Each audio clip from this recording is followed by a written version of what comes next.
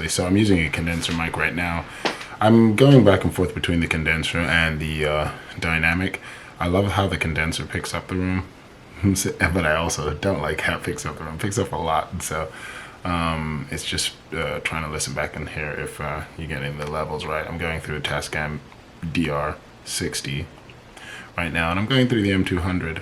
Funnily enough, like after using the M50 and using the M200, it's funny that I kind of like the M200 more, even though the features on the M50, you'd almost say it has more features. It has the mic input, so you can put a wireless microphone in.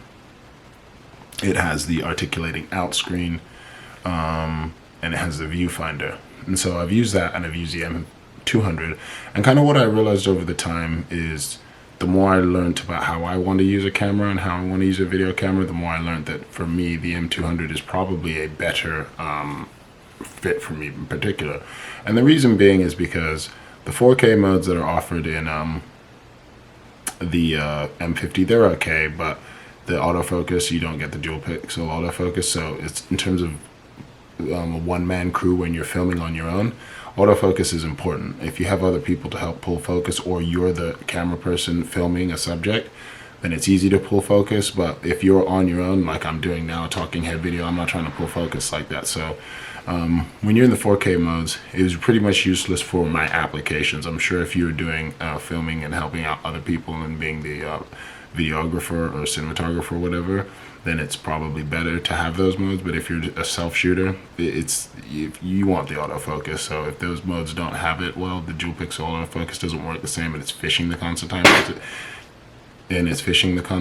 then it's just not going to give you pleasant video, right? So that's one of the things. So the shooting modes that the M200 offers, 4K, they give you 24. And then also, one thing I started noticing over time as I started shooting video and started looking at footage and editing and everything like that, I don't have any special affinity for 24 frames per second.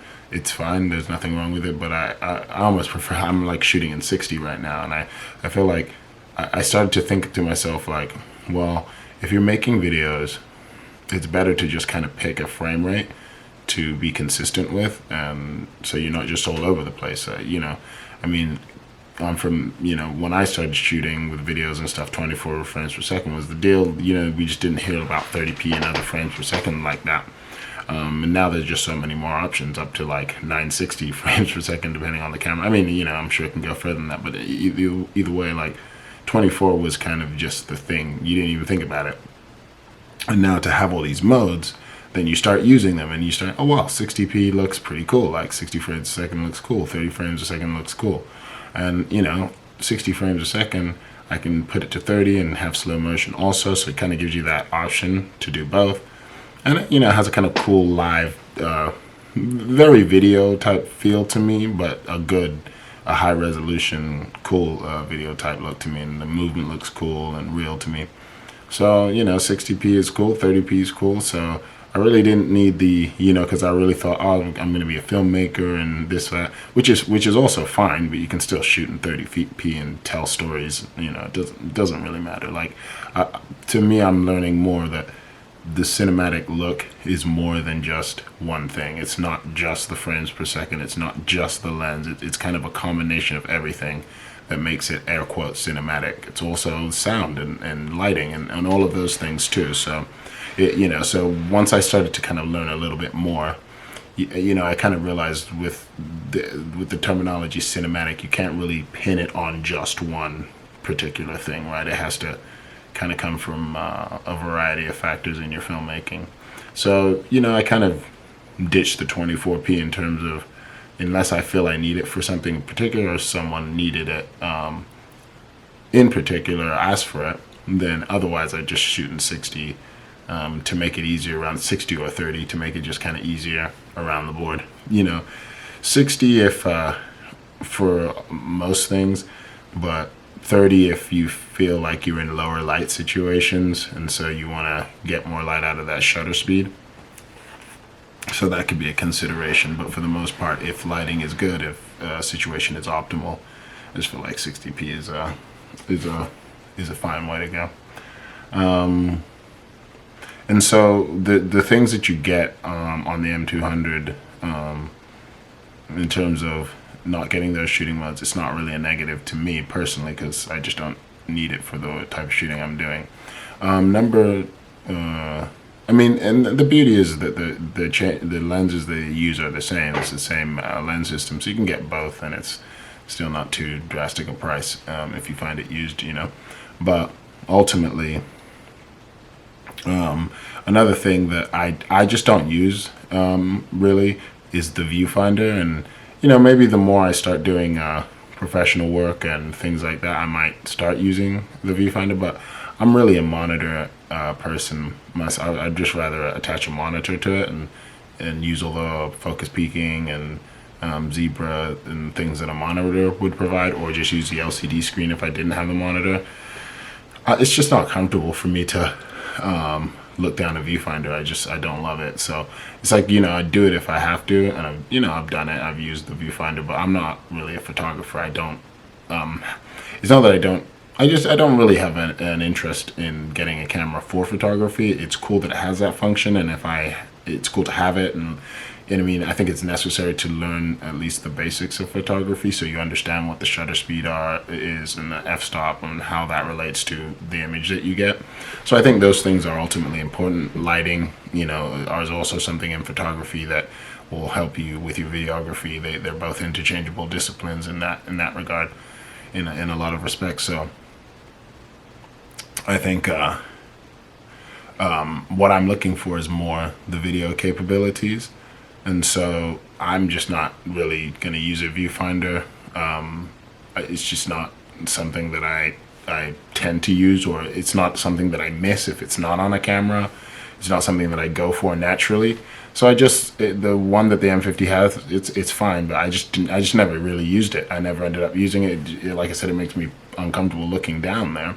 And so that was another reason why it just didn't matter to me. Also, with the audio, you know, the preamps on all of these cameras, they're okay, but, you know, I think recording audio separately is probably a better general practice in the end, because if you're trying to level up in filmmaking, I think the height of filmmaking is going to have audio recorded separately from the video, you know, and considering that audio track like something to really, really make sure it sounds really good as part of the entire package. So, you know, for me, I knew I was going to kind of go in that direction.